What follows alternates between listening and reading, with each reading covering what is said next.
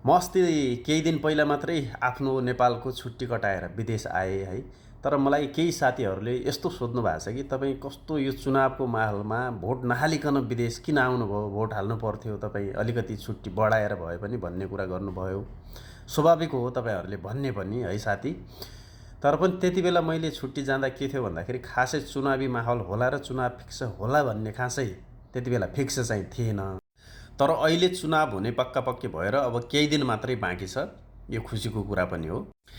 र मैले नेपालमा हुँदाखेरि भले मैले भोट हाल्न पाइनँ, म विदेशतिर आएँ, तर म नेपालमा हुँदा मेरो आफन्त, रिलेटिभ लगायत साथीभाइ लगायत अपरिचित मान्छेहरू पनि गाडीमा हिँड्दै गर्दाखेरि, कतै घुम्न जाँदाखेरि भेट भएको साथीहरूलाई पनि यसपटक देशमा परिवर्तन गर्नुपर्छ, देश यदि परिवर्तन भएको चाहनुहुन्छ भने यसपटक चाहिँ घन्टीमा नै भोट हाल्नुपर्छ भनेर लगभग 100 जनाभन्दा माथिलाई कन्भिन्स गराएर आएको छु।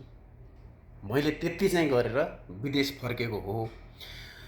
र अथवा विदेशबाट यदि भोट हाल्ने सिस्टम हुन्थ्यो भने, खैर त्यो भएको छैन, दुःखको कुरा।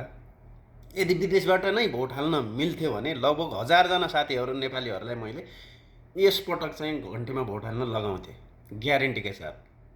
र तपाईँहरू पनि यदि विदेशमा हुनुहुन्छ भने तपाईँले यो नसोच्नु होला, है हामी विदेशमा छौँ, हामीले त विदेशमा काम गर्नुपर्छ, जहाँ जसले जिते पनि के फरक पर्छ र भन्ने धारणा नबनाउनु होला। तपाईँले यसपटक चाहिँ आफ्नो आफन्तमा, फ्यामिलीमा अथवा रिलेटिभमा कल गरेर यसपटकको भोट चाहिँ घन्टीमा नै हाल्नु होला भनेर चाहिँ सुझाव चाहिँ दिनु होला। किन भन्दाखेरि भोटले नै हो परिवर्तन हुने, नेताले परिवर्तन गर्ने होइन। त्यही भएर बहुमत यदि घन्टीले ल्याउँछ भने अनि हेरौँ न त के हुँदो रहेछ देशमा फरक, है त। यो भिडियोलाई जति सक्दो सेयर पनि गर्नु होला र तपाईँले यो कुरालाई ख्याल पनि गरिदिनु होला। धन्यवाद।